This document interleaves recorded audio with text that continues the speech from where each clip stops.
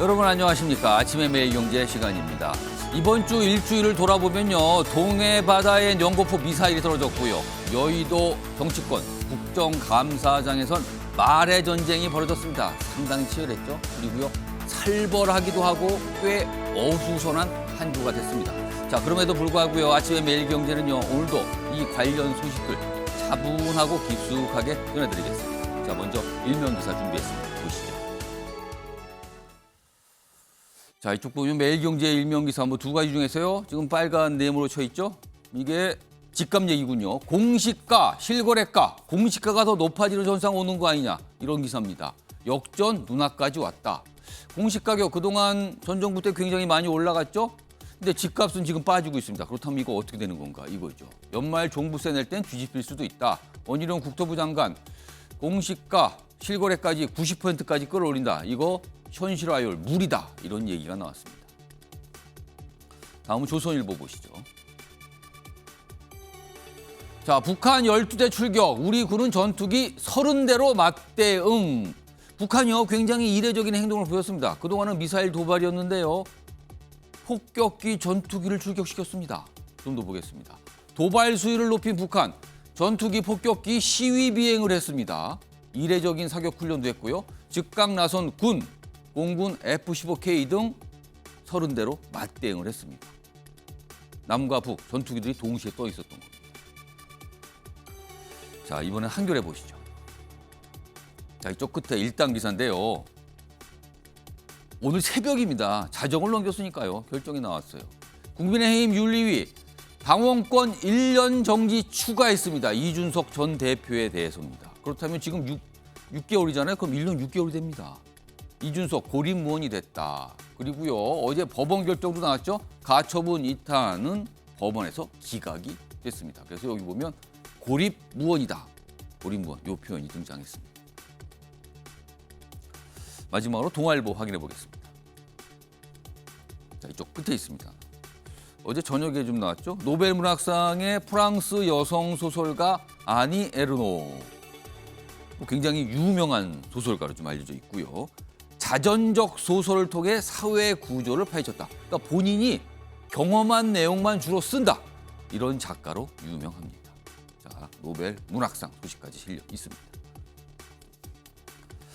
자, 지금까지 일면기사 짚어봤고요. 오늘도 다양한 분야 뉴스 준비되어 있고요. 특히요, 앞서 제가 방송 시작할 때 몇 가지 내용 전해드렸는데 그와 관련된 뉴스들 오늘 다 준비되어 있습니다. 그리고 그 뉴스의 의미 깊숙하게 분석해 주실 네 분 자리에 모셨습니다. 한 분씩 소개해드리겠습니다.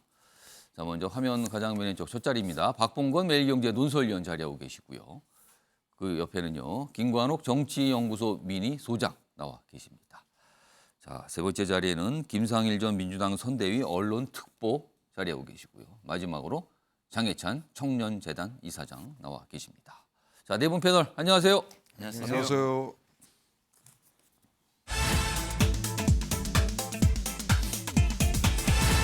자, 오늘 아침에 매일경제 첫 번째 이슈 키워드로 확인해 보겠습니다. 아주 짧습니다. 완패다. 자, 이 정도면은 패배인데 단순한 패배는 아니라 몇 가지가 겹쳐서 패배가 쌓인 거죠.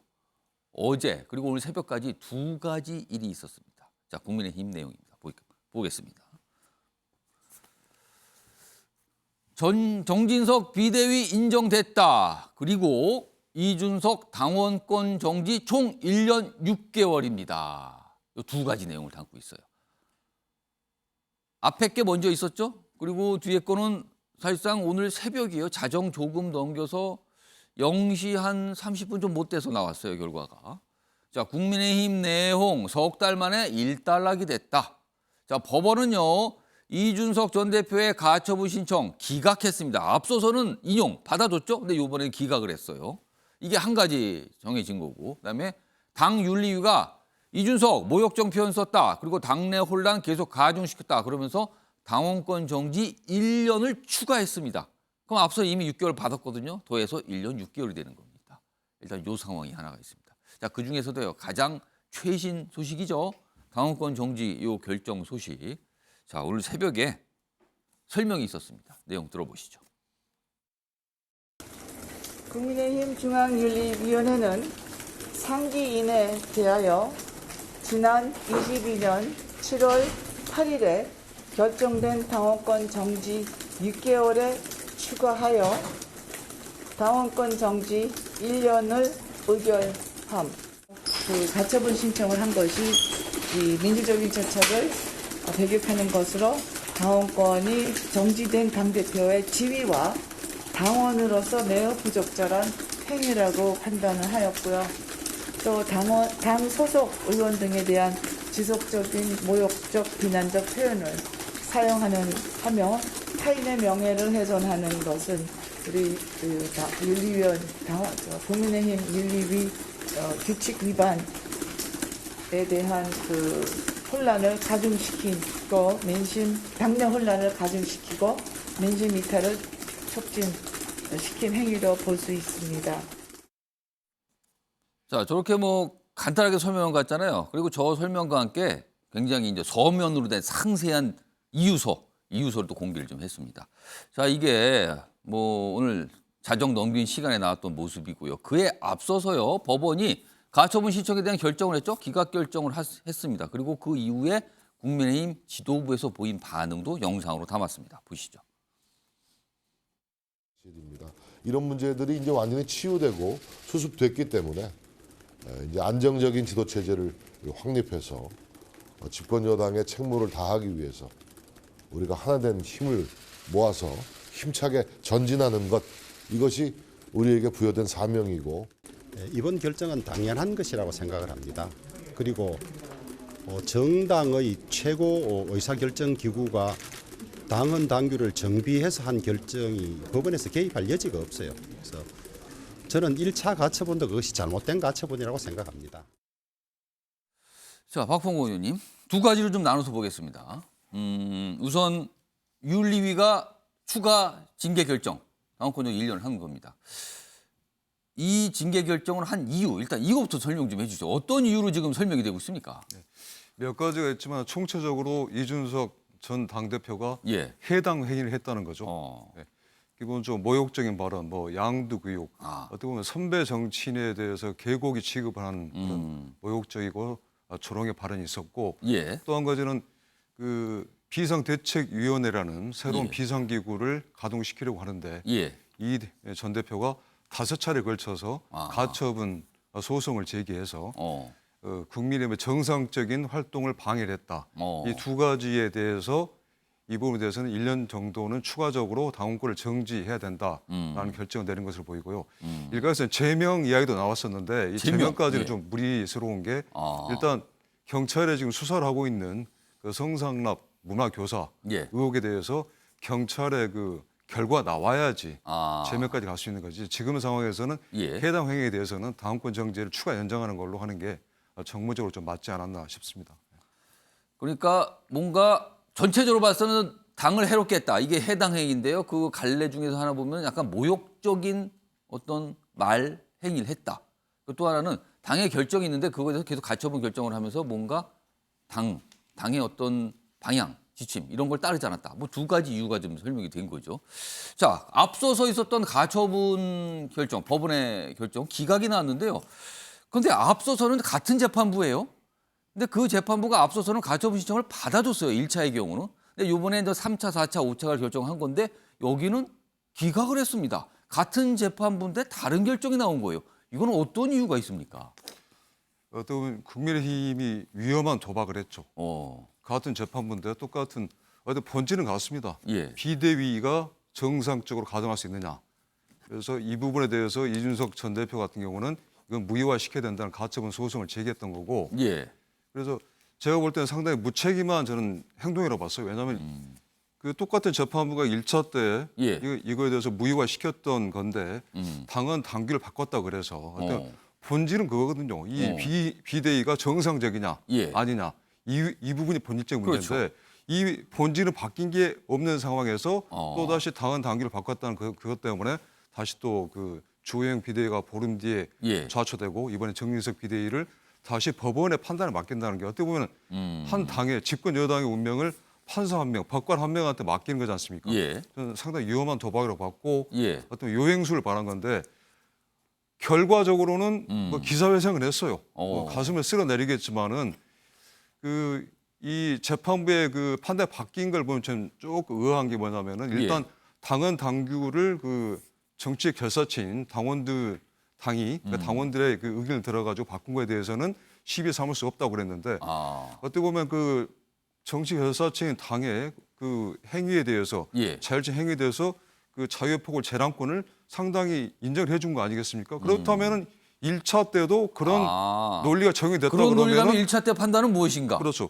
1차 때 판단이 뭐였냐면 이거였었습니다. 저기 그 당이 그 활동을 할 때 민주적인 행위 규정한 헌법에 위배됐기 때문에 이거는 위법하다. 그래서 이 비대위는 무효화 된다라고 판단했는데 이 민주적 활동 행위라는 게 어떻게 보면 주관적이지 않습니까?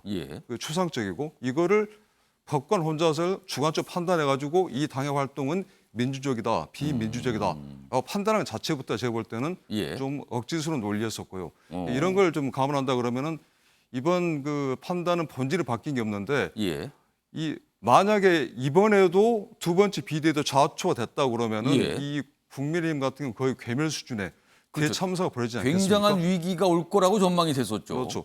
어떤 국정의 동반자인데 집권 여당이 흔들리는 상황이 발생하면은 이 여론의 부담, 제가 볼 때 이 법관이 이런 결정 내렸을 때 벌일 수 있는 정치적 상황의 대혼란과 여론의 그 반발 또는 이런 그 감당할 수 없는 부분에 대해서 감안한 게 아닌가 저는 좀 그런 생각이 들더라고요. 그러니까 1차 가처분 판단할 때 법원에서는 당에 정한 당원 이런 게 있어요. 이거에 대해 위배된다. 이런 뭐 이유가 있었거든요. 근데 이번에 결정은 당원 자체를 바꿨다. 뭐에 맞게. 그것 때문에 그거에 따라 된다. 약간 판단이 바뀐 거죠. 그래서 아까 좀 그걸 지적해 주셨고요. 그리고요, 사실은 이번에도 만약에 인용 결정이 나온다면 국민의힘 걷잡을 수 없는 혼란에 빠질 것이다. 감당할 수 없는 혼란이 올 것이다. 뭐 이랬거든요. 그런 거에 대한 어떤 분위기, 그러니까 정치적인 어떤 판단 또는 어떤 상황에 대한 고려를 한 게 아닌가. 뭐 이건 추정입니다만, 뭐 그런 것도 설명이 없었습니다만 일단 그런 내용도 오늘 기사에 좀 실려 있습니다. 자, 두 가지 사안에 대한 이유를 좀 분석해 봤고요. 다음 기사로 좀 가보죠. 이준석 전 대표에 집중을 하고 있습니다. 어제 법원의 결정이 나온 뒤에 입장을 좀 본인이 밝혔죠. 이겁니다. 이준석 앞으로 외롭고 고독하게 갈 길을 갈 것이다. 일단 외롭고 고독하다. 이제 상황이 만만치 않게 됐다는 거죠. 근데 갈 길은 간다. 끝난 게 아니다라는 뜻으로 들리기도 합니다. 지금 이거는. 30대 당대표 16개월 만에 최대 정치적 위기를 만났다. 이렇게 적혀 있고요. 아래로 가겠습니다. 이런 가운데 다시 1년 추가 징계 결정이 나왔죠. 뭐 여기 있습니다. 이런 가운데 또 권성동 의원은 저 연찬회 때 이제 술자리 한 게 이게 논란이 됐죠. 같이 올라갔어요. 어제 내용 엄중주의 경고 정도 받은 거죠. 이것도 같이 있었습니다. 근데 사실 뭐 이거보다는 여기가 더 주목받고 있죠. 사실 이준석 전 대표 건이요. 자, 이 사안 좀 얘기해 보죠. 장해찬 이사장. 아마도 윤리위의 결정에 대해서 이의제기나 또는 법원에 이것도 가처분 신청을 할 수 있는 대상이니까요. 뭐 할 수도 있을 것 같은데 일단 뭐 그건 좀 자제하고요. 오늘 좀 지켜봐야겠습니다만. 향후 정치적 운명, 구체적으로 말씀드리면 향후의 총선 출마 얘기입니다. 지금 1년 6개월, 그러니까 1년 6개월이 된 거죠? 6개월에서 1년 새였으니까. 그러면은 징계 끝나는 게 2024년 총선이 있는 해인 2024년 1월 초입니다. 자, 그렇다면 총선은 4월이에요. 이거 총선 출마가 현실적으로 불가능해진 거 아니냐 이런 얘기 나오거든요. 이거 어떻게 된 겁니까? 일단 기술적으로만 설명을 해드리면 2024년 1월 초순경에 당원권이 복구되지 않습니까? 지금 뭐 추가 징계라던가 다른 게 없다는 전제. 지금 1년 6개월이 딱 그걸로 돼 있다면요. 그러면 징계가 끝나고 당원 신분을 획득한 그 달부터 이제 당비를 다시 납부하게 되는데요. 총선에 출마하기 위해서는 이 지도부나 공관위원회에서 특별한 사유를 인정하지 않는 한, 예를 들면 뭐 영입 인재라거나 뭐 이런 특별한 사유가 없는 한 당비를 아마 2달에서 3달 정도 내야만 일정 기간 내야 된다는 건 자격이 생길 거예요, 아마도. 네. 물론 예외 사항이 있죠. 최고위 의결이나 공관위 의결 등을 통해서 예외 사항을 둘 수 있습니다만 특별하게 봐줄 수 있긴 하지만 당원 당규 일반적인 원칙으로 적용해 보면 이 당비 납부를 2-3달 해야 공천 심사를 받을 수 있는데 그럼 1월에 복귀해서 당비를 내봤자 공천 심사 받는 2024년 3월 이전에는 그 공천 심사 자격을 확보하기가 힘들다. 대개 4월 총선이면 2월 중에 다 끝나죠? 2월, 공천이? 3월에 끝나죠. 예. 네. 그러한 분석들이 이제 나오고 있더라고요. 그래서 이 징계가 이 당초 언론의 예상보다는 수위가 좀 낮았습니다. 많은 언론에서는 당원권 징계 3년 내지는 탈당 권유를 점치지 않았습니까? 근데 그럼에도 불구하고 정치인에게 있어서 가장 중요한 총선 출마에는 또 상당한 걸림돌이 되었다라는 건 현재로서는 주지의 사실인 것 같고요. 몇 가지 변수가 더 있는데요. 저는 예. 이준석 전 대표 측에서 윤리위 징계에 대해서는 가처분 넣기 힘들다고 봅니다. 예. 이미 이전에 예. 뭐 이 새누리당 시절이었던가요? 자유한국당 시절이었던가요? 당시 류호혜 전 최고위원이 홍준표 당시 대표에 대한 어떤 발언들로 징계위 회부돼서 예. 제명 처분 당했었거든요. 예. 근데 그거 법원에서 못 이겼어요, 제가 알기로는. 그러니까 윤리위의 독자적 결정에 대해서는 법원이 개입해서 이게 옳다 그르다 말한 선례 자체가 없기 때문에 이 가처분의 실익이 없게 되고 예. 또다시 가처분을 걸게 되면 안 그래도 지금 많은 피로감 느끼고 있는 국민과 당원들이 이걸 좋게 볼 리 없지 않습니까? 그래서 그 부분은 현실적으로는 좀 가능성이 낮은 시나리오가 아닐까 싶습니다. 김상일 전 특보께는요. 네. 역시 이제 이준석 대표의 이 정치적 미래, 운명 이게 이제 관심사로 떠오른 거예요. 그런데요, 지금 이제 현실적으로 총선은 이게 쉽지 않아 보인다. 이게 기간상 문제도 발생을 하고 있고 여러 가지 뭐 상황이 그래요. 그런데요, 예를 들어서 향후에 지금 비대위 체제인 국민의힘이 언젠가는 전당대회로 거쳐서 정상적인 최고위 체제로 갈 거 아닙니까? 당대표 뽑고 다 뽑고요.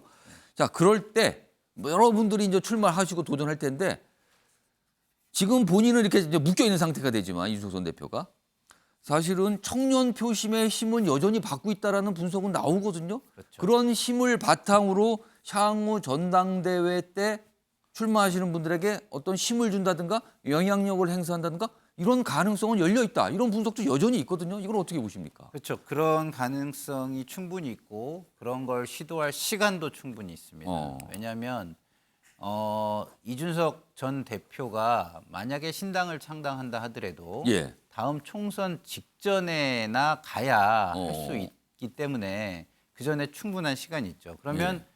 본인이 당내에서 명예를 회복할 수 있는 거는 선거를 통해서만 가능하거든요. 근데 본인은 직접 나올 수는 없고요. 직접 나올 수는 없기 때문에 이준석 대표를 그 좀 뭐랄까 우호적인 그러니까 이준석 대표와 입장을 생각이 같거나 이해해주는 이해하는. 그렇죠. 그런 그 인사를 지원함으로써 승리로 이끈다고 한다면 예. 또 이제 명예를 회복하게 되는 것이죠. 그렇기 때문에 약간 그런- 간접적으로 본인의 어떤 위상이나 도전을 한다는 뜻이 그렇죠. 되겠네요. 왜냐하면 후보 자체가 이준석을 대신해서 입장들을 많이 내줄 것이기 때문에 그 예. 입장이 당원들한테 받아들여진다면 예. 그것은 사실상 이준석 전 대표에 대한 지지를 표명하는 것 아니냐. 그 가능성은 이렇게, 열려 있다. 해석이 될 수 있기 때문입니다. 예. 그런데 이제 지금 상황에서 그렇지 않다라고 한다면 또 신당의 길도 상당히 열려 있습니다. 그럼 왜냐하면 신당 가능성에 대해서 그동안 얘기가 있었지만 많은 분들이 그거는 에이 그렇게까지 갈 수 있을까 부정적인 입장이 꽤 있었거든요. 근데 가능성이 있다고 보십니까? 왜냐하면 제도 자체가 예. 그 공간을 상당히 넓게 열어주고 있기 때문입니다. 지금 지난 그 정계특위에서 결정한 게 연동형 비례대표제예요. 예. 근데 연동형 비례대표제를 제대로 시행을 안 하고 예. 편법 꼼수로 위성정당이라는 게 그렇죠. 등장했었죠. 분식회계 정당인 위성정당을 만들었거든요. 예. 근데 이것이 잘못됐다라고 모든 사람이 지적을 그렇죠. 하고 있어요. 예. 근데 뭐 정당들이 양대 그 정당들이 또 현실적인 이익을 선택해서 국민의 기대를 배신할 수는 있습니다만 예. 만약에 않는다라고 한다면 그러면 이준석 대표는 비례 정당을 만들어서 굉장히 큰 공간을 확보할 수 있고 그러니까 지금 선거제도라 이걸 가지고도 사실은 지역구는 어렵지만 비례대표 의석은 상당수 받을 수 있다 이 그렇죠. 말씀인가요 네. 지금요? 그래서 그거를 기본으로 해서 지역구에도 또 후보를 내서 뭐 지역구 의석도 시도를 해볼 수 있는 그런 차원에서 본다면 환경은 신당을 창당할 환경은 여느 때보다 좋다 이렇게 좀 말씀을 드릴 수 있습니다. 그리고 지금 저는 이제 그 가처분 예. 기각과 관련해서 좀 말씀을 드리고 싶은 것은 이게 정치가 이제는 그 파워 팔러틱스라고 하죠. 예. 현실이 모든 것을 지배할 수 있는 정치 이런 것으로 지금 가고 있는 거 아닌가. 현실 이런, 정치하게 되면 약간 거친 느낌이 그렇죠. 확 힘이, 오게 예, 되는데요. 힘이 우선하는, 예. 힘의 싸움. 힘의 논리가 우선하는 예. 그런 쪽의 정치가 지금 오고 있는 거 아닌가 하는 측면에서 굉장히 좀 아쉬운 생각이 들고요. 그렇게 예. 되면 정치 내의 갈등은 좀 더 심해질 것이고 국민들은 소외되는 현상이 좀 더 가속화되지 않을까 이런 생각이 좀 듭니다. 예. 그리고 또 하나 아쉬운 것은 우리 재판부께서 이것을 제가 처음에 그 본인이 인용 결정을 내린 부분이 있는데 예. 그 논리를 굉장히 좀 이렇게 깔끔하게 정리를 해주셨으면 좋았을 텐데 예. 그러지 않고 약간 억지스러운 논리들이 좀 많이 여기 들어가 있다. 그런 차원에서 제가 볼 때는 예. 정치권에서도 그런 부분에 대한 논란도 여전히 좀 여진이 있을 것 같다. 그런 면에서 좀 아쉽습니다. 그러니까 1차 가처분 결정할 때하고 이번에 어제 나왔던 2차 가처분 결정할 때 어떤 일관성 부분 이거는 아마 좀 정치권에서 계속 지적을 좀 하는 것 같아요. 지금 오늘도 좀 패널 분들께서 그런 목소리 좀 내셨습니다.